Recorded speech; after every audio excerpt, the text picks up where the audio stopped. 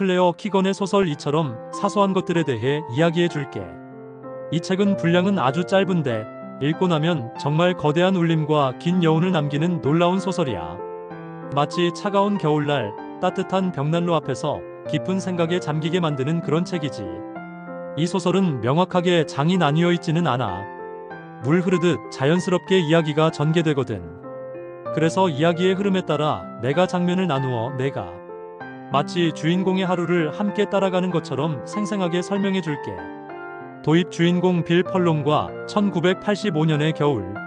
이야기는 1985년 크리스마스를 몇 주 앞둔 아일랜드의 작은 마을 뉴로스에서 시작돼. 주인공은 빌 펄롱이라는 남자야. 그는 석탄과 땔감을 배달하며 아내 아일린, 그리고 5딸과 함께 성실하게 살아가고 있어.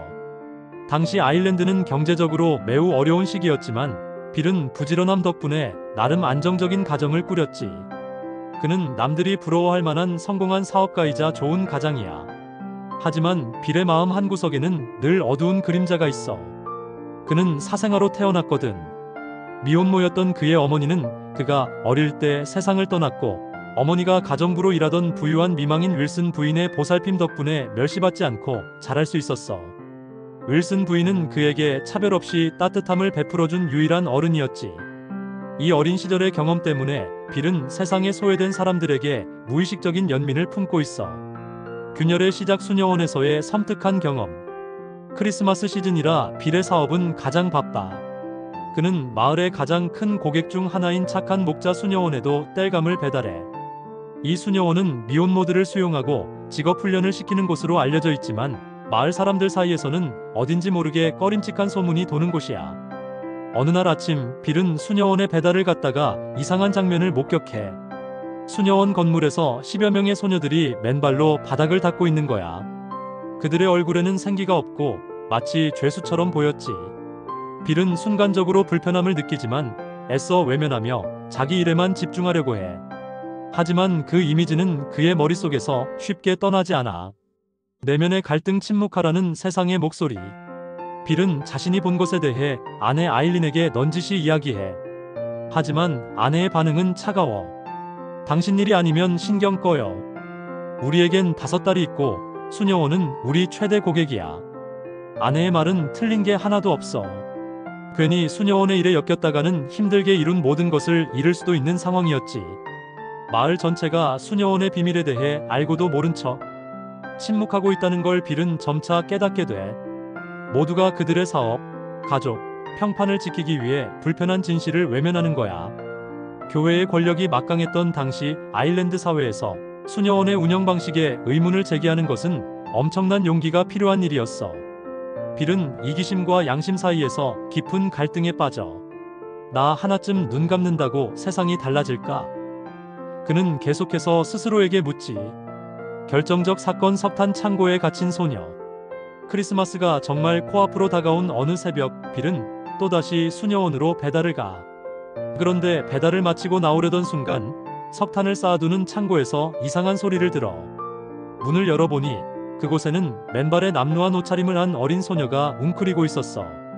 소녀는 추위와 공포에 떨며 제정신이 아니었지. 빌이 괜찮냐고 묻자 소녀는 겨우 입을 열어. 제 신발을 보고 싶어요. 제발요. 이 한마디가 빌의 마음을 완전히 무너뜨려. 그는 더 이상 이 상황을 모른 척할 수 없다는 것을 깨달아. 그는 소녀를 부축해 수녀원 건물 안으로 데리고 들어가. 선택의 순간 사소하지만 위대한 행동. 빌이 소녀를 데리고 들어가자 수녀원장은 나타나 아무렇지 않은 척 그를 맞이해. 그녀는 소녀를 잠시 혼란스러워하는 아이일 뿐이라며 대수롭지 않게 여기고 빌에게는 차를 대접하며 돈 봉투를 건네며 회유하려 하지. 이 장면에서 우리는 개인의 양심을 짓밟으려는 거대한 시스템의 위선과 냉혹함을 똑똑히 보게 돼. 빌은 잠시 망설이지만 결국 돈 봉투를 받지 않고 수녀원을 나와. 그는 집으로 걸어가면서 수많은 생각에 잠겨. 자신의 안락한 삶, 사랑하는 딸들, 그리고 어린 시절 자신을 거두어준 윌슨 부인의 친절. 만약 윌슨 부인이 그를 외면했다면 자신의 삶은 어땠을까? 이 생각이 그의 결심을 굳히게 만들어. 결말 침묵을 깨고 나아가는 한 걸음. 빌은 가던 길을 멈추고 다시 수녀원으로 발걸음을 돌려. 그리고 그는 모두가 보는 앞에서 그 연약한 소녀의 손을 잡고 수녀원을 빠져나와. 그는 소녀를 자신의 집으로 데려가. 이 행동이 앞으로 자신의 사업과 가족에게 어떤 파장을 불러일으킬지 그는 너무나도 잘 알고 있어. 마을 사람들의 비난과 외면, 경제적 어려움이 닥칠 것이 뻔했지. 소설은 빌이 소녀를 데리고 집문을 여는 장면에서 끝나. 하지만 이 결말은 절망적이지 않아. 오히려 깊은 감동과 희망을 주지. 비록 모든 것을 잃을지라도 한 인간으로서 마땅히 해야 할 일을 선택한 빌의 뒷모습에서 우리는 진정한 용기가 무엇인지 보게 돼. 그의 발걸음은 세상을 바꿀 혁명은 아닐지라도 한 사람의 인생을 구하고 스스로의 존엄을 지키는 사소하지만 가장 위대한 한 걸음이었던 거야. 글쓴이가 말하고자 하는 핵심. 이 소설의 핵심 메시지는 이것이야. 거대한 사회적 악과 부조리 앞에서 한 개인이 행하는 사소한 선행은 결코 사소하지 않으며 그것이야말로 인간의 존엄성을 지키는 가장 위대한 용기다.